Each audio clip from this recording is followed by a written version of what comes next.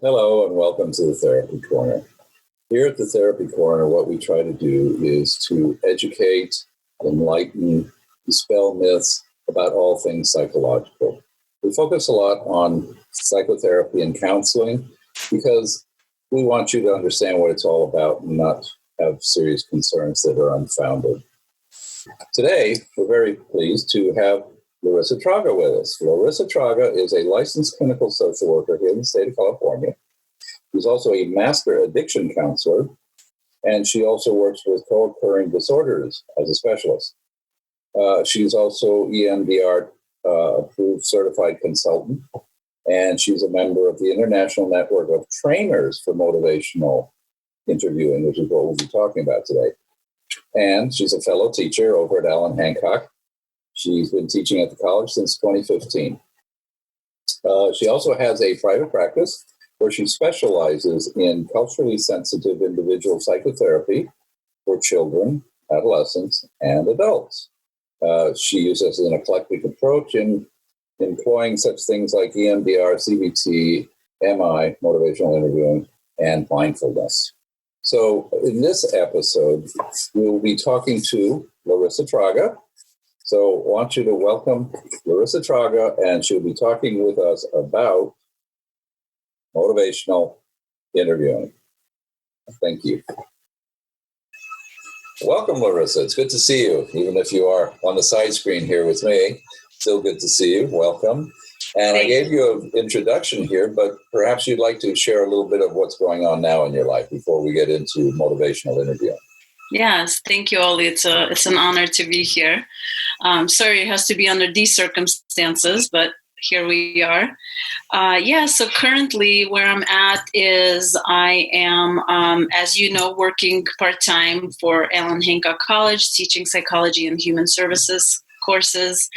I also have a private practice that I work at in Pismo Beach, and I have an office in Santa Maria.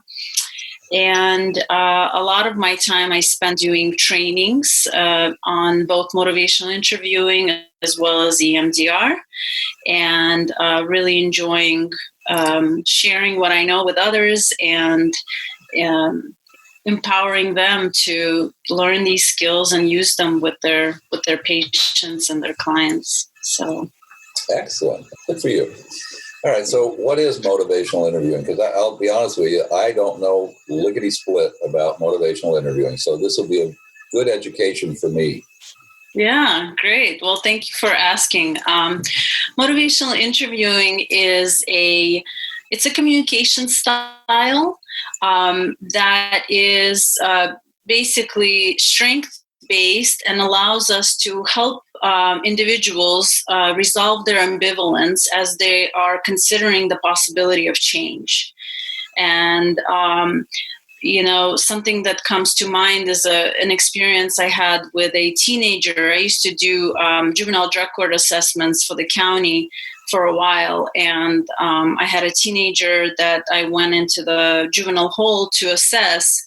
And I spent about 2-3 hours with them at the hall, assessing them for substance use disorders as well as mental health. And there was this one in particular that I got to see a few years later. He was in one of my classes that I teach at Hancock. And he came up to me after the first day of class, and he said, I don't know if you remember me, which of course I did. I remembered all of the people that I worked with as soon as I saw them. And what he said to me that kind of really sums up, MI and its effectiveness is he said, I met you at the hall a few years back, and the way that you spoke to me, he said, nobody ever spoke to me in the way that you did. And it really made a difference in my life. I have been able to do a lot for myself since then. And, now I'm here, I'm in college and I'm pursuing an education. So to me, that's a great illustration of what MI is, right? Helping individuals, identifying their values and where they want to be, and supporting them by looking at them as the expert in their lives. Okay, so what I'm hearing is kind of like almost like coaching. Forgive me for saying that, but it almost sounds like a little bit coaching. You're looking at strengths and weaknesses, and you're focusing on their strengths and where they want to go, and helping them to achieve their goals by showing them their strengths and then moving them forward. Is that right? Yeah. So it is. In some ways it is like coaching, and in others it's not. When I think of coaching, I think more of somebody giving you steps to take, and then you just kind of do it. See, with MI, the thing about it that's so effective is that we draw out from the individual what it is that they want, and then what the steps might be, and we, through the process of the communication with them, we help to instill hope and empower them to find the strength that is within them to be able to pursue their goals. Wow, it sounds really, really, really helpful. And it sounds very positive, which I must admit I like. It has a real sort of positive tone to it, rather than looking at the person as, oh, you're dysfunctional. You have some issues that we need to work on here. Basically saying, okay, you've got some strengths. Let's see where we can go with this. Yeah, very positive outlook. Good. Yes. And it's drawn from, the humanistic perspective. We say MI is like the child of, Carl Rogers' humanistic perspective. So we're looking at the individual as whole, and we're drawing out from them what it is that they need in order to get them to their next destination in life. Mm-hmm. So instead of like, I'm an existentialist, and you talk about the whole, and I immediately flashed on Gestalt therapy. So even though they're humanistic therapies, existentialism and Gestalt therapy, we tend to focus very, I'm going to say almost harshly, on the person as they are in the world. And you're saying, yeah, but there's a real positive side. Let's focus on that and move you along using the strengths you can gain from there. Absolutely. So in MI, there is this concept that's called the Michelangelo effect. And basically what it says is that we call it the paradox of change, is that it's not until I accept you exactly as you are that you will consider the possibility of change. Once I accept you as you are, so by showing you, right, unconditional positive regard, compassion, and empathy, I'm able to then help you get on this journey of change and improvement for yourself. So can you use this with anybody, or do you feel like this kind of keys into a certain population? Yeah, that's a really good question. So MI actually was developed in the substance use disorder world by Bill Miller and Stephen Rolnick. And since its development, if you will, in the 80s, it has spread to many other fields. It's also widely used and starting to become more widely used in the field of corrections and the justice system, as well as mental health. So anywhere that we're looking at change, right? Any area of any field where there's change involved, I think is so wonderful about it. When I used to work at the county, some of the trainings that I did was actually working with line staff, like frontline staff, because MI is so strength-based and client-centered. So what I'm hearing is that you can use MI in almost any profession or any field, because it is something that is used to encourage people to change. So it's not necessarily psychotherapy, but it's being used in psychotherapy, which is why you use it. Okay, but it can be used in any field. Yeah, I could see how that. I'm just flashing on a dietitian or a nutritionist in terms of wanting to change your diet, looking at what you are doing and then how you can make that even better by moving forward. That makes perfect sense. Okay, so going back to doing therapy, as we do, can you give me kind of like, I come to you and I say, I don't know, I'm having trouble sleeping at night. Mm-hmm. How would you go about helping me if I present with that? But I'm just having trouble sleeping at night. I know that's kind of vague and open, but can you work with that? Absolutely. Well, as you know, we first do a thorough biopsychosocial assessment to kind of identify how long has it been going on, what was the antecedents, what have you tried, right? And this is the thing about MI that I really love, is that we see the client as the expert in their life, right? So we have our own expertise, they have their own.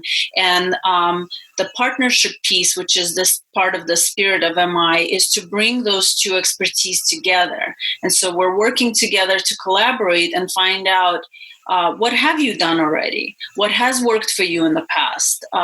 We explore past successes. What helped you maybe, have a good run with being able to, let's say, sleep, right? And so once we identify what the barriers are, just like in any therapy approach, right, we're going to look at what would be the next step. And so with MI, there is a strategy called the Darn Cat. And this is really what we use in order to help move a person towards change. And the way that we do that is by exploring their desire, so D, their abilities, so past successes, reasons for change, right? And then need, which is like what's at stake if nothing changes. And then once we're able to kind of tread them through those waters, then we can move into the CATS, which is building commitment, activation, and then taking steps. So that's the Darn Cats. And so that's what I would do, right? So I would assess how important is it to you to sleep better at night, right? And we use the ruler. That's another technique that we use. So 0 to 10, how important is it to you to have better sleep at night? How confident are you, 0 to 10, that you could sleep better when you do whatever it is that you're going to do, right? And then how ready are you? So in MI, we talk a lot about that depending on what the issue is. For most people, when it comes to things like sleep or their diet or their health, right, it's important to them. It's a 10 out of 10. So where we get stuck is the confidence issue, right? We're not sure that we can succeed. Right. And so then we as helpers are going to help to build their confidence and then support them in implementing a plan that will allow them to get to a better place in terms of sleep, if that's what they want to be able to do. You said something that triggered something with me, because I don't have any trouble with sleep, but diet, yeah. So here, let's play with that one. It might help others out there understand, especially the confidence level, because I could stand to lose a few pounds.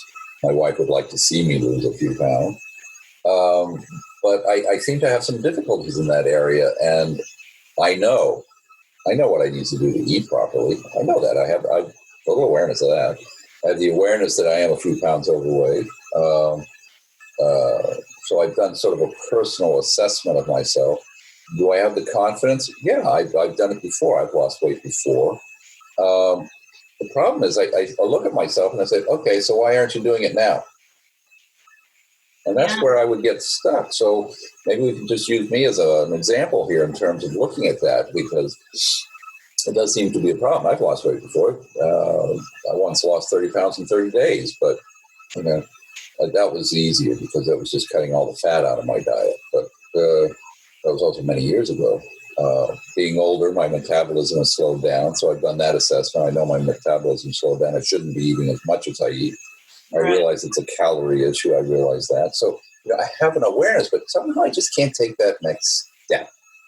Yeah. So it sounds like you have tried quite a few different strategies in the past in being able to lose weight, and you've been successful with it. And at this point, you're not really sure what's kind of standing in the way for you. Yeah. So I wonder if, on a scale of 0 to 10, how important is it to you right now? Is it a priority for you? And that I think you already hit it. That's part of the problem. Is it's not a big priority. It's a lot, not like my weight's getting in my way. I mean, my doctor would like me to lose some weight too.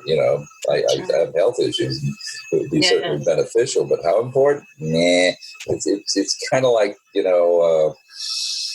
don't know, bleeding. You got a cut and you're bleeding. Are you going to bandage it or not? Well, it's not bad. I ain't going to worry about it. It'll dry up. It'll scab over. No big deal. It's kind of that attitude. It's kind of like, yeah, I'm a few pounds overweight, but what the hell? I can still drag my butt up the stairs to go to bed, Yeah. So you're at a point where the cost of staying the same is not greater than the cost of changing. Mm-hmm. So that's another concept that we talk about in MI, that it is not so change is a big process of this, right? Even though the stages of change were developed by Prochaska and De Clemente, we use them very, very, they go very well with MI, because we're looking at, where are you in terms of your awareness that you need to make a change, right? And then how willing are you to make the change? And so we know that with change, when the cost of changing is less than the cost of staying the same, that's when we are much more likely to sprint into action. In existentialism, there's a basic tenet in existentialism that states we do not change until we fully realize the pain of our existence. And this is why in existentialism, we put people in touch with their pain to motivate them out of their pain. Yes. The example I use is, the grass is greener on the other side of the fence there, but we don't jump the fence. Why? We don't worry. Why bother?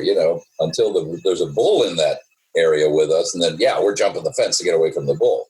So it's that pain of our existence. But you seem to be focusing on strength. So would you be focusing on the bull in the pen, or would you say, look how grass is greener over there, and you've had green grass before? I'm just kind of not sure how you navigate that. Absolutely. So what I'm hearing you say is that how do you use the strength-based approach to help someone move? Because it seems very different from the existentialist perspective, which is focusing on the bull, right? And so with MI, what we actually do is we focus on the strengths, and we let you notice the bull. We let you bring attention to the bull and tell us why the bull is a danger to you right now, right? So something along the lines of, how would you like for things to change around your diet, right? So eliciting from you your desires and your wishes, first and foremost, getting you in touch with your values, right? So being healthy, is it a value for you? Is that something that, you could see having benefits for you down the road in one way or another? Okay. So you get to tell me. Okay. All right. So let's play with this a little bit. So I would say to you, the benefits of it is it might actually lower my high blood pressure, which is controlled now by medication. So maybe it would help that. I know I would feel better because I think of those times when I had lost weight, I actually felt lighter and I felt healthier at the time. Let's see, what other positive things can I think of? I guess the big one with me was feeling lighter, not carrying the load, so to speak. So you noticed that. I'm sorry, I was just saying, is that what you're talking about, focusing on those positive things? Yes. So what you noticed is that when you were managing your weight better, you had a few different benefits that you saw, including reducing in blood pressure, feeling better overall, and really the big one for you is just feeling lighter on your feet, and as a result, feeling good, right?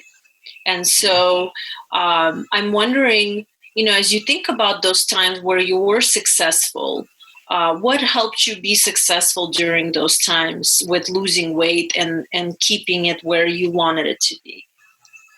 Well, that's a good question because it's been a while since I've actively lost weight and been successful.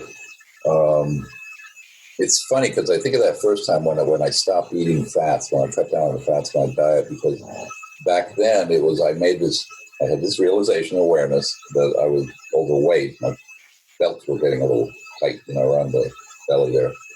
And then I remembered a friend of mine I'd worked with many years ago. So just becoming aware of your calorie intake seems to have made a huge difference for you. Mm-hmm. Yeah.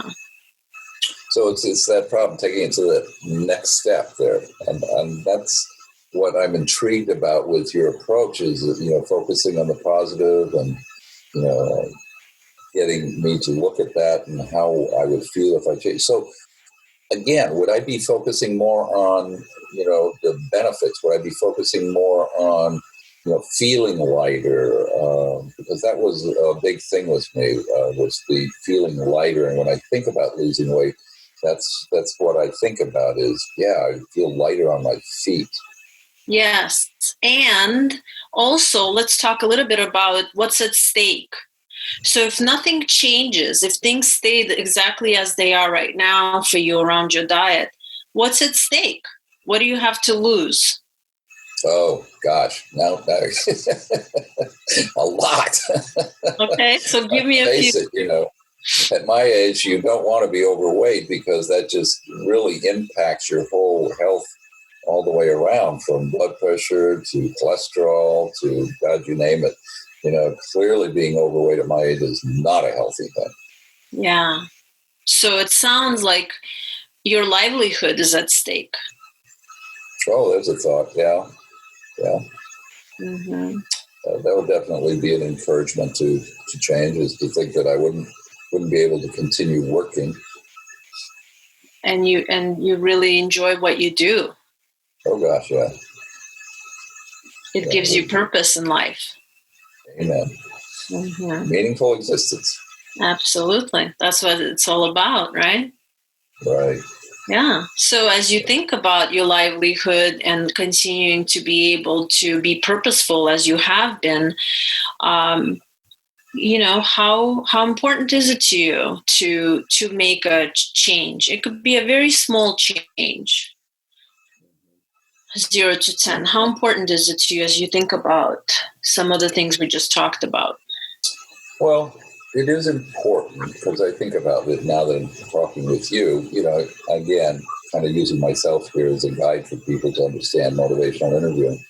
I can see where, I would look at what's important: feeling lighter, extending my lifespan, feeling healthier, and being able to continue working, something I really enjoy doing.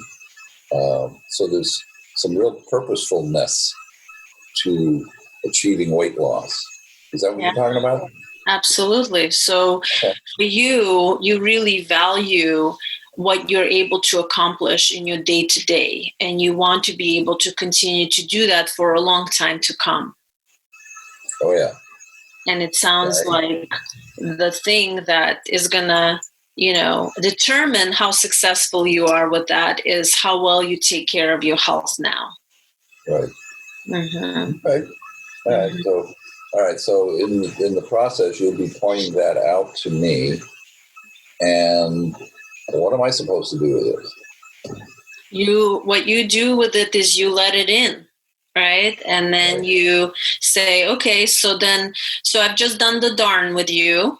Now I'm going to move into the cats. And so I'm going to ask you, if it was more important to you, let's just say, if it was more important to you, your health, what would it look like? Even if it was 1 degree more important.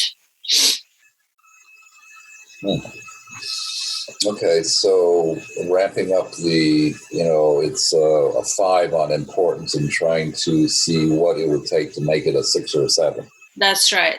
Even a 6 or a 5.5. Gotcha. Yeah.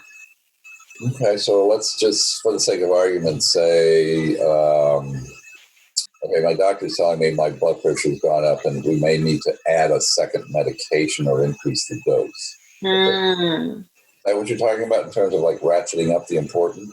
Yeah, so there's more negative side effects to your health, and you're really feeling the pressure to do something about it, so you don't have to take another medication. Right. So that's the increasing of the importance. That's right. Okay, all right. Mm-hmm.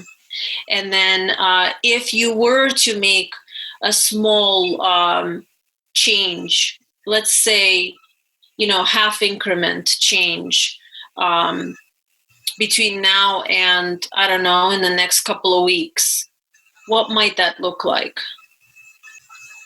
Oh, here, I'm just, like I said, going to make stuff up here. I'm going to give up that bag of potato chips I eat every night. Yes. So it'd be something like that, where I say, well, here's what I've decided to do to help.